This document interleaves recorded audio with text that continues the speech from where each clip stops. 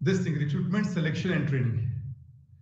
And we finished up till selection. So today we will do training.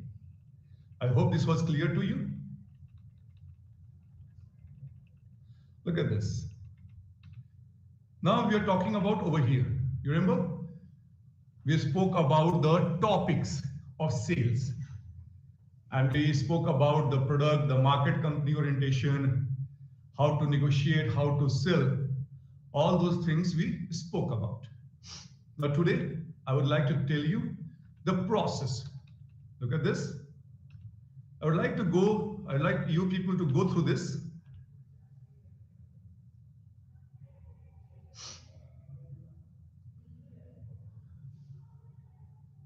So the first thing first is to start with the assessment of sales training need. And then training objective. Then evaluation of training alternatives. And moving on, design sales training program, perform sales training, conduct follow-up and evaluation. We'll take this thing one by one. So let's begin. First thing first, the method. When I say method, it is about the sales force audit, performance testing, observation, and sales survey and customer survey. This is the thing how we go about doing. So when the first thing is sales force audit, where you talk about, you do audit of the people who are working with you. So these things are important. These things are important in terms of that if you have got the right set of people or not, if you have got the performer or not. So moving on, observation, sales force survey, customer survey and job analysis. So these things are when we talk about the method of training. Moving ahead, what exactly is the basic point of the training program? The training program, it focuses on the one thing, which is how to sell. How to sell and how I can be able to close my sale. And if I don't have the product knowledge or information, then I won't be able to do it. So these two things are very, very vital as far as the sales training is concerned. That is the knowledge part of the product and the way how you close the deal. Moving ahead. Look at this. Evaluating training alternatives. Now this becomes very, very important, that who would be your trainer, an internal one or external one. So when I say, if I want to have a fresh perspective, if I want to have a fresh perspective, so I will hire somebody from outside who would be bringing me new ideas, bringing me, a fresh approach. So that will help me, or that will, make my employees, my sales force more conducive to the changing environment. So this is important. Now, when I talk about the trainer, I would also like to speak about the, let's say, the location where the training could be held. It might be on the site, that is in office, or it might be outside the office. So this is important, and I should be able to do this thing. So again, centralized. So either you can on your in your office or outside the office. That's completely your choice. Okay, so that should be important. Moving ahead. Now there are different types of methods. Now these methods are which will be suitable, which would be suitable for your sales force, and not one training fits all. There have to be different types of training for different set of people. Okay, so if I have to talk about, let's say, different types of training categories, so the first would be the classroom or conference training, where the new workforce or the salespeople are called and they are invited to be part of that training program. So if I do this thing, if I want to talk about my product, my services, so on theoretical basis, that thing can be communicated. Now the second is simulation. Simulation means you create an environment. Let's say, you ask somebody to be the client and somebody to be the salesperson and try to sell it. Online training, like the way what we are doing, virtual training. Absorption training, where you have to do the things which you have been told in theoretical class. So both the things you have to, once you learn in theory class, then you do that in your practical class. On the job training, it's been you will be trained, your boss will take you, your senior will take you, and then he is going to demonstrate how a sale call is or how you approach a client. So these are the 5 categories which we would discuss it, which we have already discussed it. Now, talking about the training program, like finalizing the training program, schedule, make necessary travel arrangements. So all those things should be taken care of.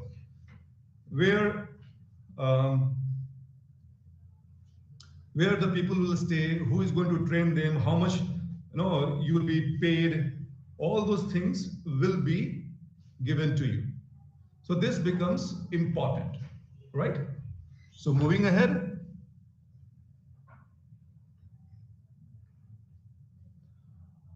If you see perform sales training, so now when you start acting, you should always do this thing when you have to see this that if the job what I have been assigned to or what I have given, is it happening or not? The trainee should be aware about the needs and how the things will move in a way that they should be immensely benefited. Moving ahead, we spoke about the training place, the internal and external trainer. We also spoke about the job location. Now, there would be some material, literature, which will be helpful in the training process. So that should be given in advance or over there, because it will be a ready reckoner. It will be a ready reckoner for all the trainees. Moving ahead, look at this. Now you will do the evaluation part, that whatever training we have done or we have imparted, was that fruitful? Joseph.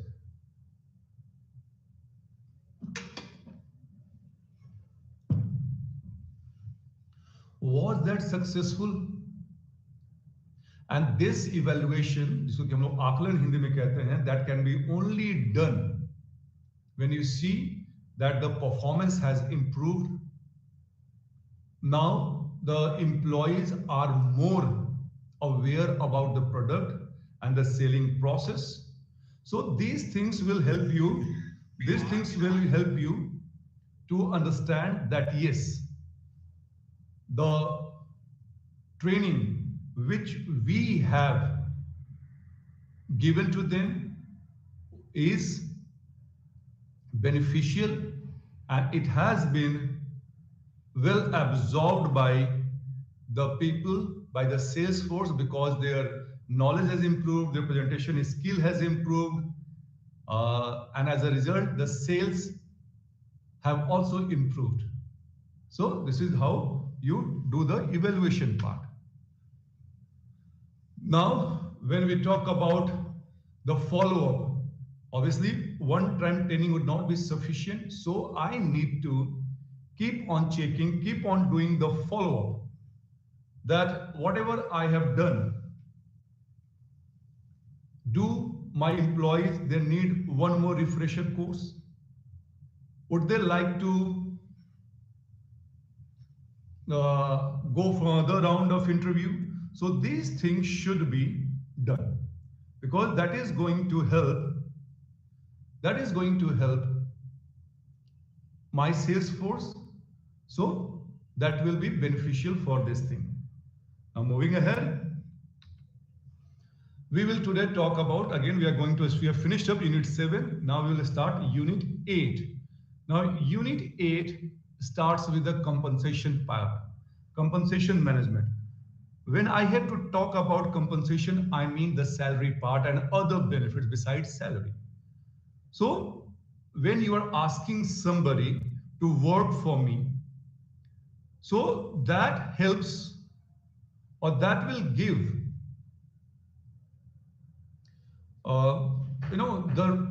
the right substitute.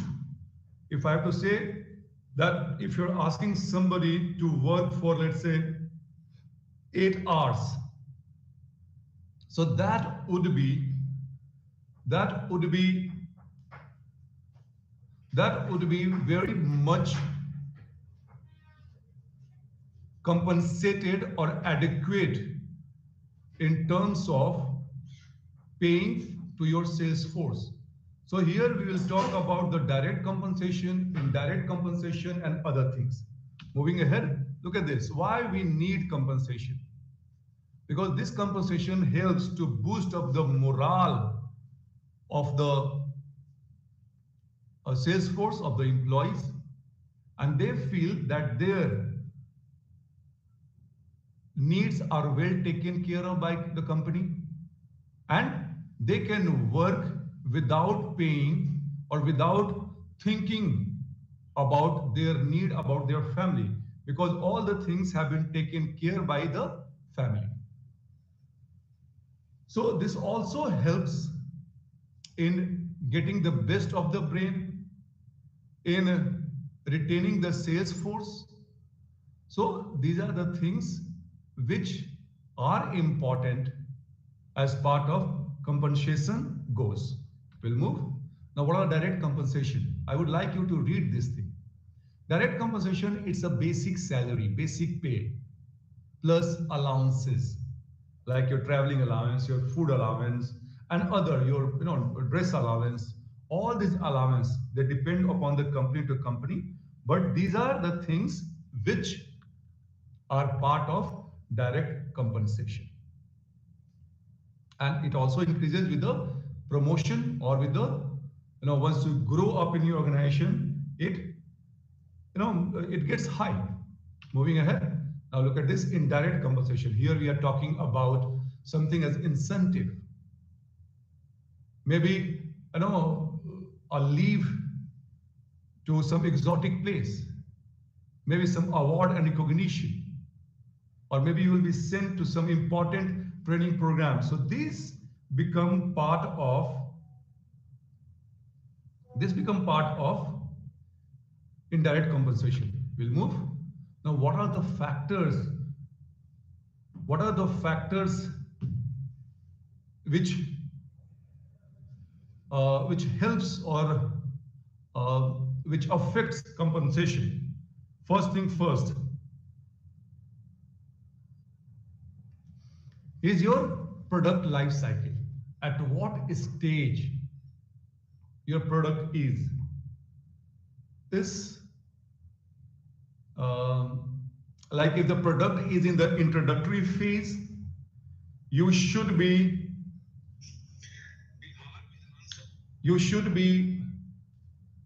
putting more effort in that, incentivizing people to go for it, to promote your things. And if it's in the mature stage, it's completely depend upon the effort you want to push your product.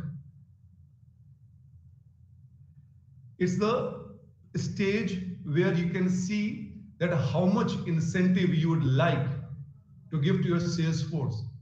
Like as part of compensation in the initial phase, it requires a lot of effort. So you have to pay more to your sales force because they are putting in so much of hard work. At the, let's say at the end stage, at the declining stage, you don't want to continue with this thing, your product. So what happens, you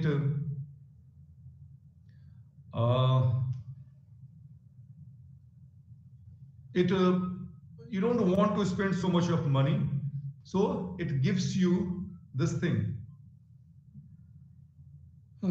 So these are the things which you have to take care of. And compensation is part, and salespeople demographic. When I talk about demographic, I mean age, sex, gender, and education. So this factor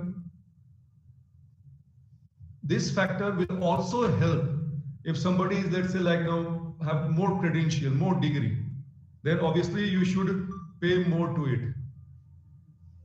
You should pay more to it. And also the role of selling in the marketing strategy of the company. It means that what company is proposing, what strategy company is adopting. So these things you also take care of, and accordingly you make the payment. Moving ahead. Now, sales compensation plan A design criteria. I have told you that there are different companies doing different things. In the IT sector, there would be a different compensation plan in compared to the FMCG sector. So, you know, these factors, they take in consideration. They take in consideration while doing this thing. So when you planning a compensation package, you should take care of the industry standard. You should take care of the trend going on, the educational qualification, and other factors, the company policies as well. So, because there are certain companies which are not into, you know, hiring somebody at a lower salary. They have got something as a policy, as a standard. So once you have the standard, then you have to follow that thing. So these are the things we should take care of. And all this compensation plan is done in order to motivate your sales force. I hope this is clear. We'll move. Now, why change the sales compensation plan? Obviously, a very valid question, that if your competition or if the industry or the trend is changing, then obviously you cannot afford to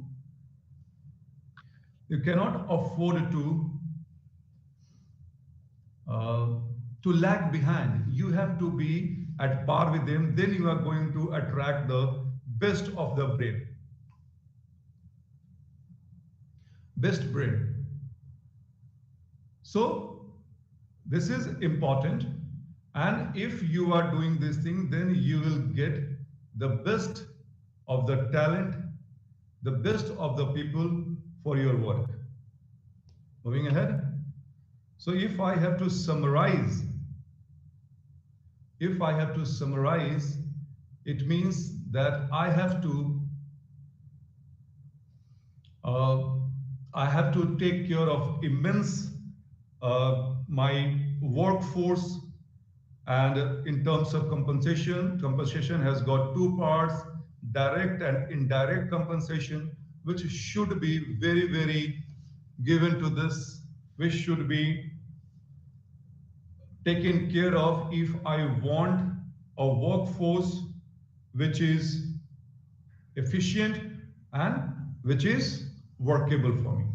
So with this, we have finished up unit number 8. Now we'll move to unit number 9, which is motivation, coaching, and counseling. So if I have to take care of my sales force, I should be motivating them. I should be coaching them. So that becomes an important factor for me. So moving ahead, let's see why it is important to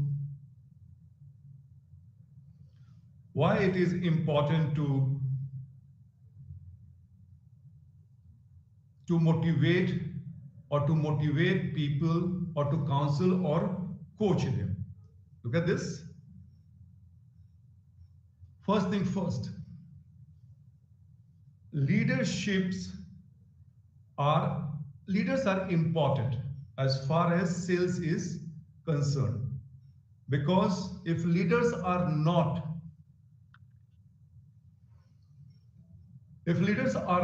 capable, then you will not be able to motivate your team. You will not be able to get the job done for your sales force, for your organization. So that's why it becomes very, very important. Moving ahead. Now, there is a term called Pygmalion effect. Pygmalion effect is that if you are doing work, you are expected to do more work. So this is the, you can say, tool used by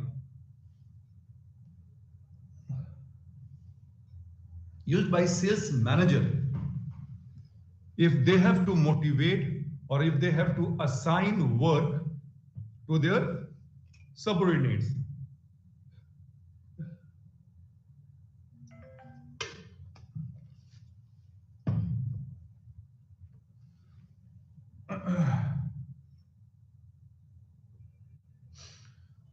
So when a manager is not happy, he will not talk to the sales manager or to the people. But if he is happy, he will motivate, he will give you a pat on the back, and then you will be incentivized, or you should be promoted. So these kind of things is known as Pygmalion effect. And without talking, without saying anything, the managers, with the help of this effect, they try to drive their point home, and that is well understood by the workforce. So this is important, and taking care of this thing, we should be able to motivate our sales force. Moving ahead, sales force motivation, again, very important. You spoke about, if you remember, we spoke about the Maslow's need hierarchy, where Maslow's need hierarchy, when we have got different needs, so there are motivation level at the level of individual, at the level of entire sales force, and people tend to be motivated, or people will be motivated both intrinsically or extrinsically, external and internal as well. So this is very, very important. Again, we'll move.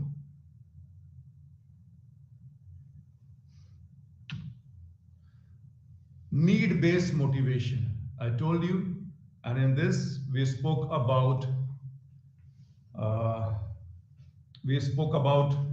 Maslow's need hierarchy.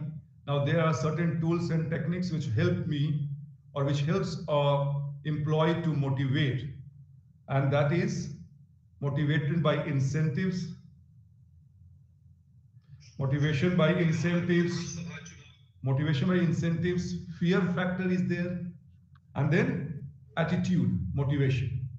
So these are the ways how a company motivates its sales force or a sales manager motivates its employees. So this should be very clear to you. Now look at this. We'll move. Now sales coaching. Sales coaching is a mentor-based profession.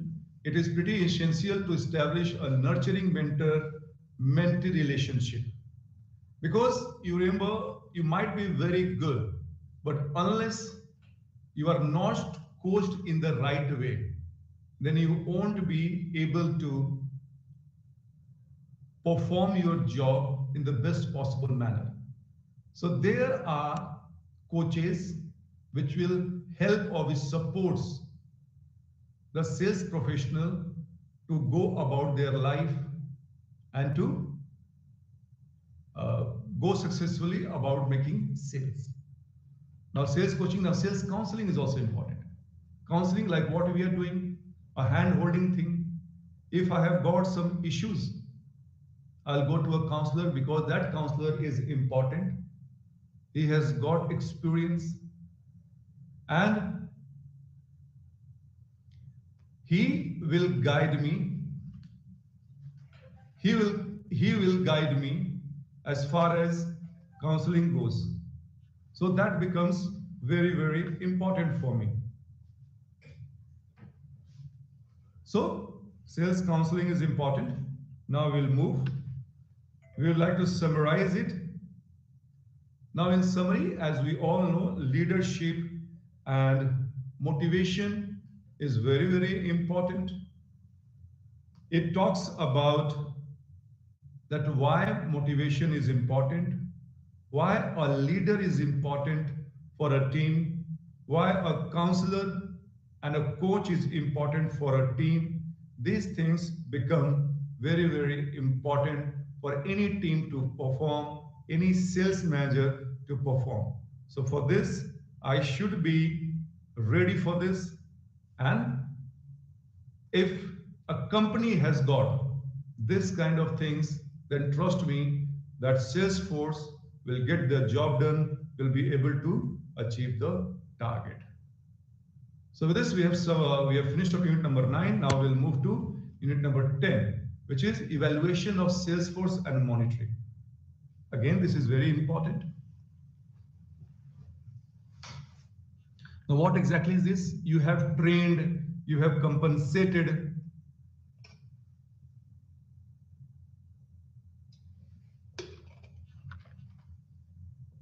Now I will do an evaluation that whatever I have done is good, bad, or ugly. So this is the thing what it starts with. So when I say evaluation, I mean that I am going to evaluate that the capability of my sales force, that how or why things are not happening and how we are going to fix up the loss or fix up that loop. So these are the factors which is important, and if the evaluation is done in the right way,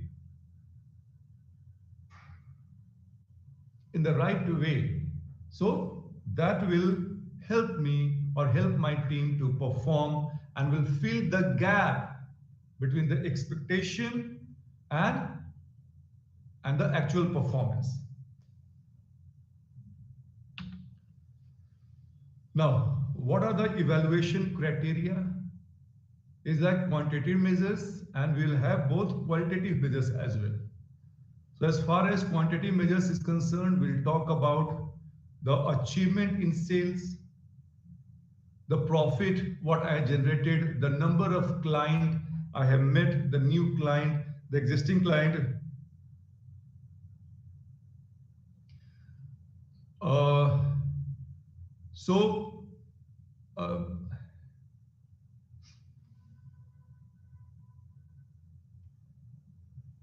so when I talk about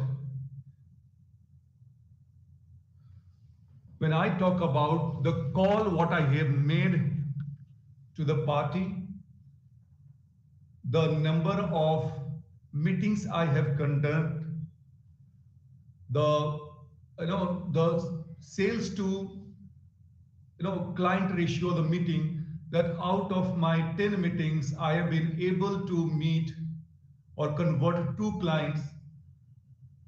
So all these factors, all these parameters will be a part of my evaluation criteria.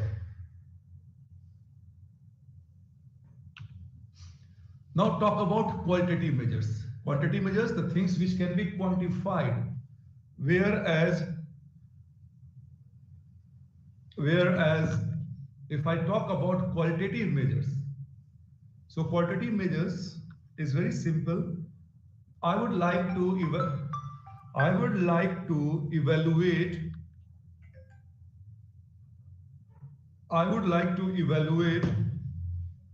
my sales force on the basis of the soft skill they have or they are showcasing. When I say soft skill, I mean the way they present themselves, the way they interact, the product knowledge they carry, the demonstration they give, their verbal and non-verbal gesture will be part of qualitative measures. And that will help me to understand or to evaluate the learning part of my sales force. So we spoke about quantitative measures. We also spoke about qualitative measures. So if you move, look at this. Now there are certain parameters. There are certain ratios by which you can evaluate the performance of your sales force. I have given you some. Sales quota, profit margin, sales expense ratio, call frequency ratio, calls per day, average cost per call. I'll explain each and everything, so you don't need to worry about it. When I say sales quota, I mean that whatever target my sales executive has got or has been given by the higher management, so in compared to that quota, how he is performing. Is he performing in the best possible way? How much he has achieved? Second is profit margin. When I say about profit margin, I mean sales is different, profit is different. Profit is equal to sales price minus cost price. So how much he is able to generate profit? There could be 2 sales executives selling the same product, one making or one selling at a good rate, because you try to understand the selling price, what is quoted, especially it happens with the industrial goods, and the actual price. When I say actual price, the price where company will not make any loss, will still make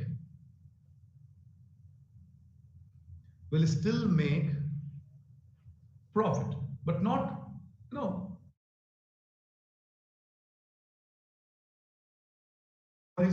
one is selling at a higher margin, other is selling at a lower margin. So that will be also evaluated. I told you sales expense ratio, sales by expense. how much resources you are using to generate sale.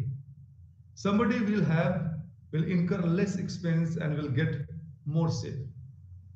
Whereas the other would be incurring more expenditure to get the same sale. So which one will be better? Obviously the second one. Call frequency ratio. When I talk about call, how many calls you have to make to get the deal? And how many calls with how many clients you are talking every day? Some would be like, making 5 calls and getting the deal. 2 clients, they will close.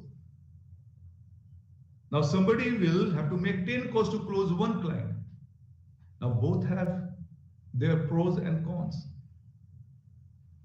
Pros in the sense, if I am, even though I'm only able to make one deal, but I have spoken to 10 clients. So I have apprised them about my product or services to the 10 people. In compared to somebody who has only spoken to 5 people, even though he has closed 2 deals. So again, that's decision a company has to make. Calls per day.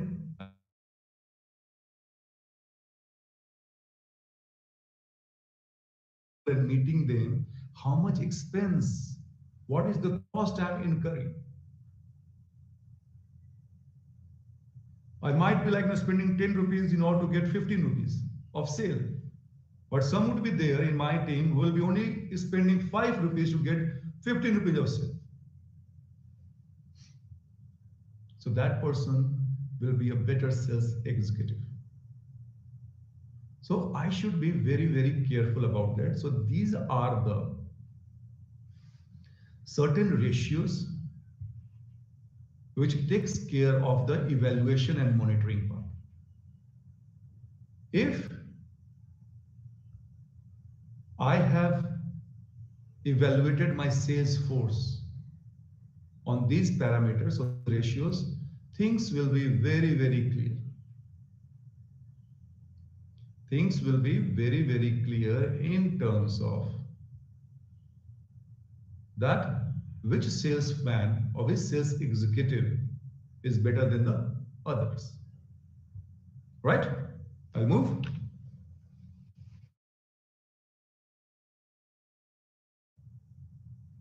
You have trained your sales force, you have compensated them well, you have motivated them also, and you are a good leader. But let me tell you one thing. If the sales force or the sales people or the sales executives are not monitored and supervised, not watched, it might happen that after a few days they will lose their motivation. They will go haywire. They won't be focusing on the job what they are supposed to do. So a boss, a sales manager should always be on his feet and keep a watchful eye on his or her salespeople. And once you are monitoring and you are supervising, you will be also able to guide them if they are faltering somewhere, if they are lacking somewhere. So sometimes you ask for the report, these are the methods of supervision and monitoring. Or you go with them to make calls, or you check on them, their reports, which they are supposed to file every week or every fortnight. So these things are done by salesperson and watched and monitored by the sales manager in order to have a smooth or seamless flow of work. Because if they don't do, what happens? For a few days, your salespeople will be motivated and you will be okay with that. But after some time, because I told you, one of the disadvantages of sales management is, or sales is the monotonity of work. Same kind of repeat work you have to do. call client, meet them, try to close the sale, get the money, get the feedback. So after some time, the sales executive, they start getting bored. So a manager should be able to keep an eye, and if they see that their motivation level is getting down, is going down, they should be able to talk to them, talk to the team, motivate them, to pep them up by different types of things. Maybe you give them some incentives, maybe a treat, maybe you go with them. So these are the things which is important, and one of those things are monitoring and supervision. Now look at this, sales reporting. Again, this is very important. Now, if a sales team or if a sales executive doesn't report what actually they are doing. Now, every company, and most of the companies, they have got different type of reporting system. If I have to talk about, let's say, photocopier industry, now they have got piles of pages to be filled every day. But there would be a company where only one page of report will be sufficient. So this sales reporting is important because first of all, it has an interaction. It establishes the interaction between the boss and the team, and also it makes sales for the sales executive accountable.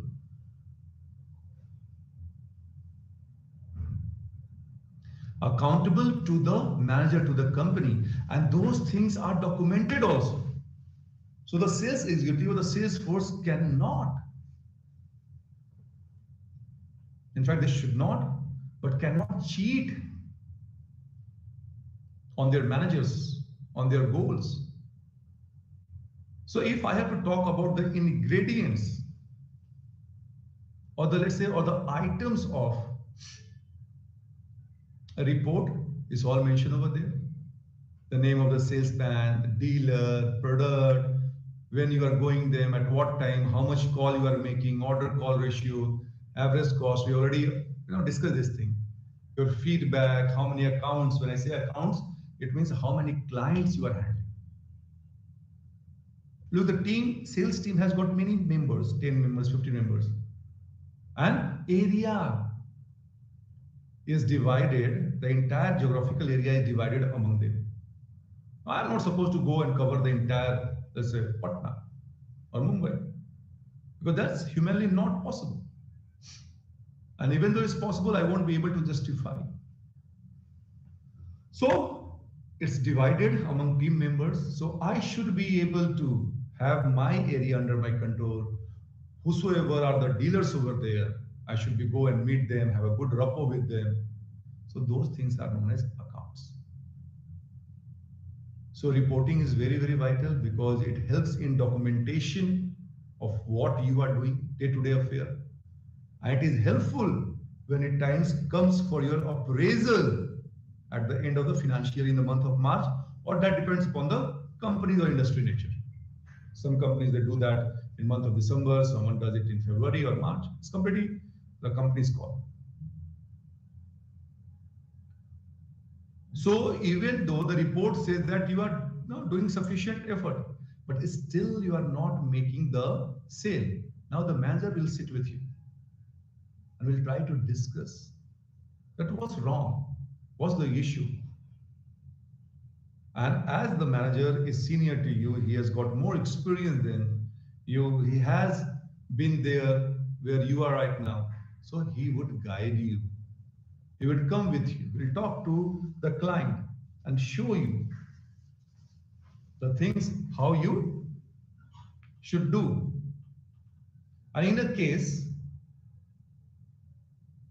you will be having this report as a supporting evidence that you are not bluffing, you are making calls, you are going and meeting clients, but still the business is not coming. There could be many reasons.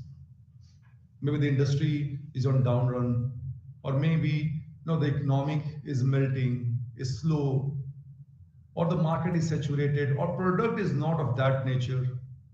So these factors are well documented, and they are the feedback by the sales team. And as you all know, that sales team is the backbone of any company.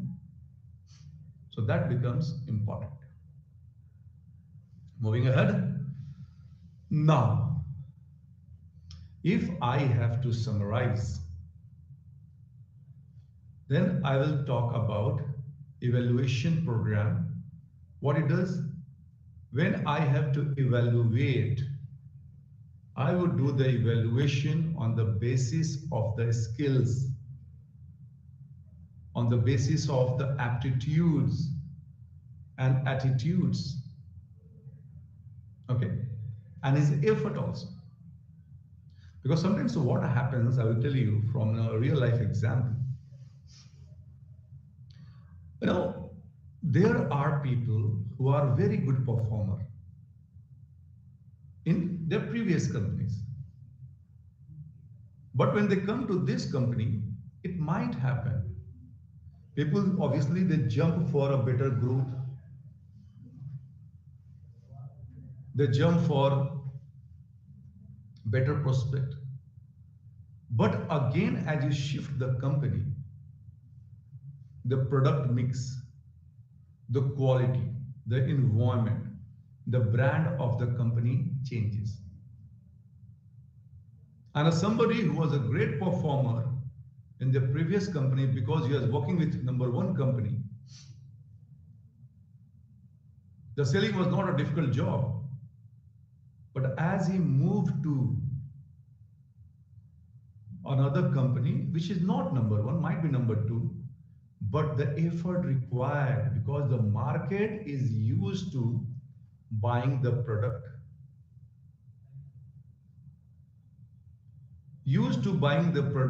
which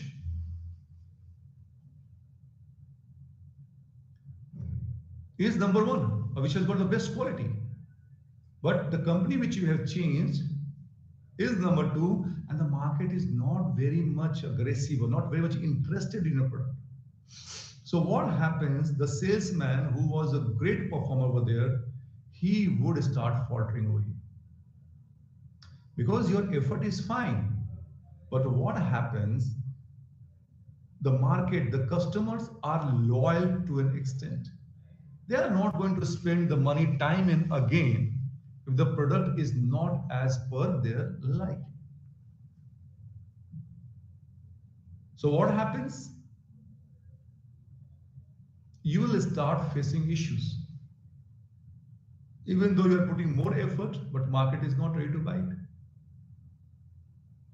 So this case of thing has happened, and this evaluation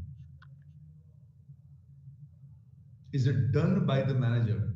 It cannot happen that somebody who was so good in a previous company can be so bad, because the sales management remains more or less in the same industry.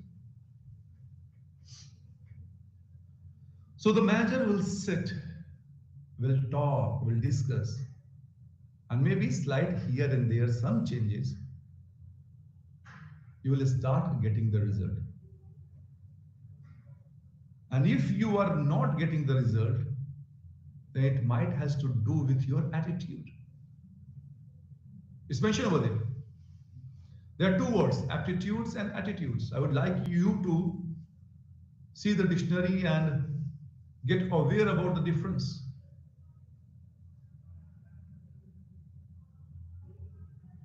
Aptitude like something to do with your skills, with your analytical skills.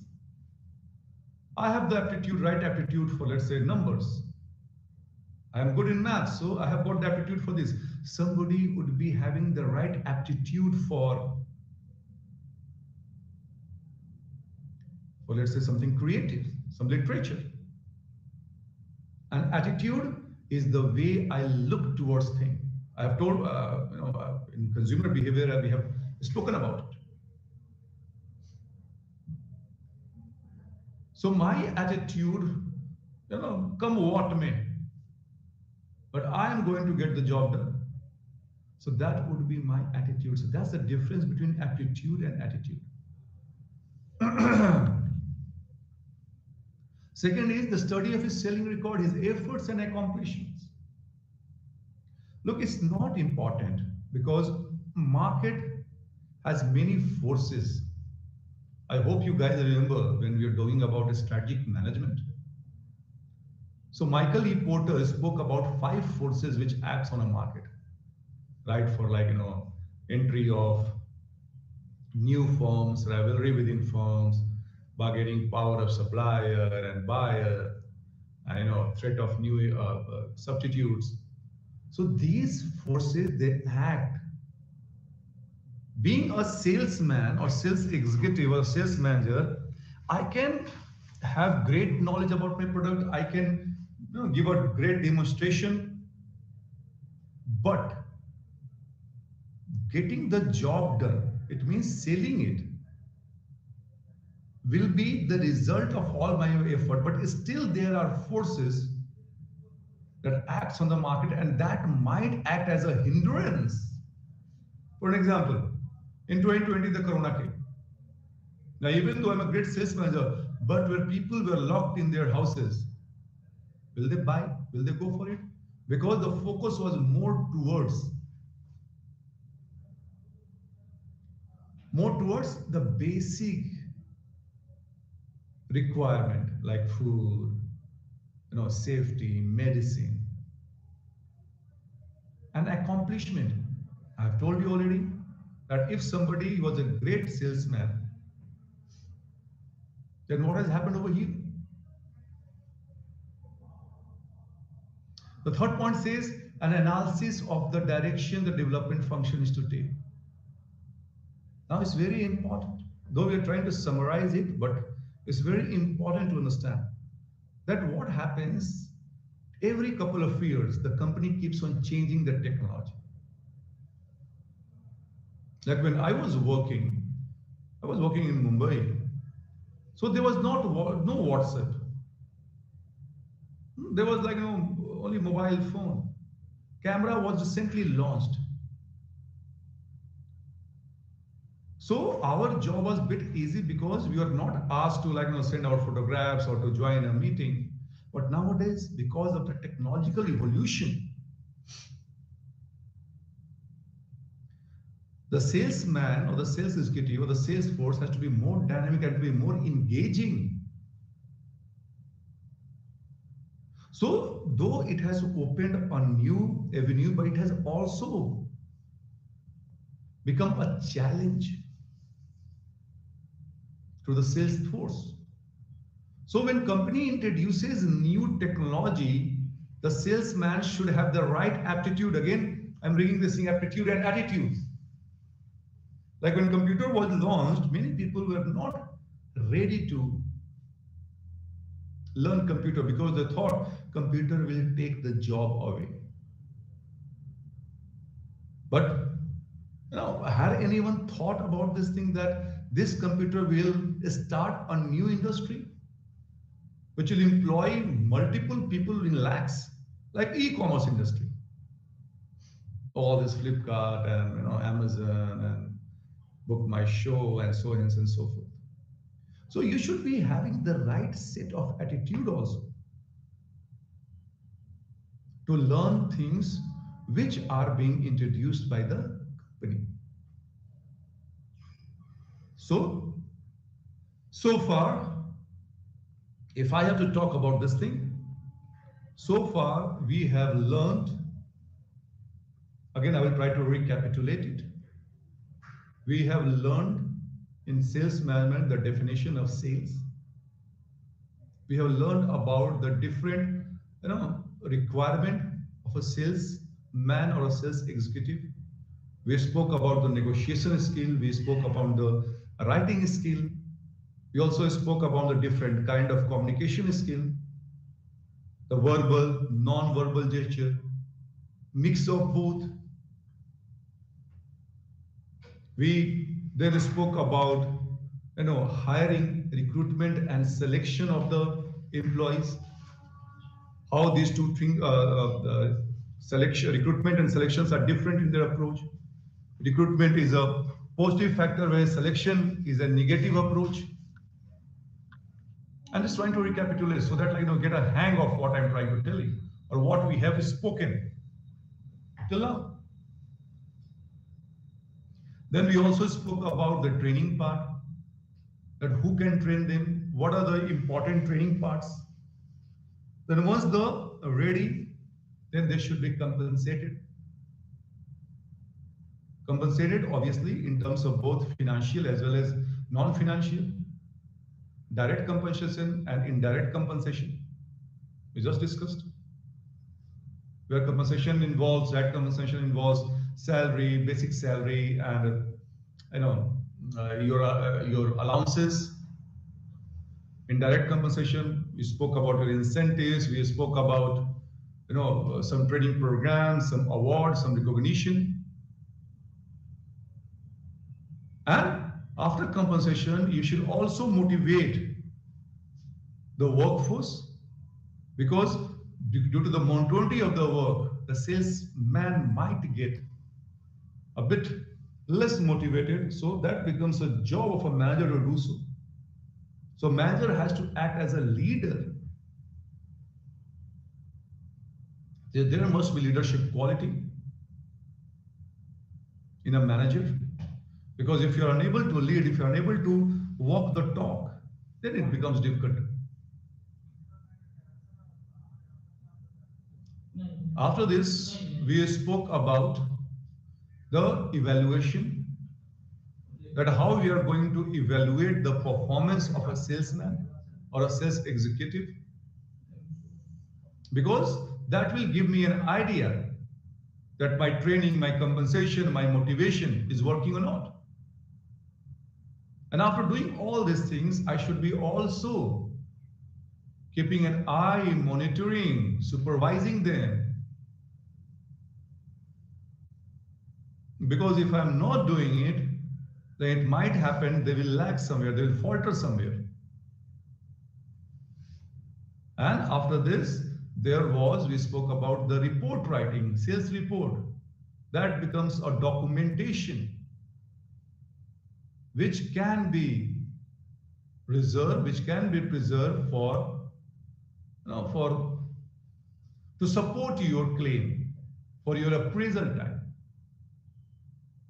So these are the things which sales management or a sales manager has to do if he or she wants to lead a team which is efficient and which is able to get the job done. Because if you are not making the money, as you know, sales team are the revenue center. If you are not making the money, if you are not getting the job done, then company will be at loss. So that becomes very, very important. So with this thing, we have ended sales management. I appreciate your patience, your time. Thanking you for joining. I wish you a great day ahead. Namaste.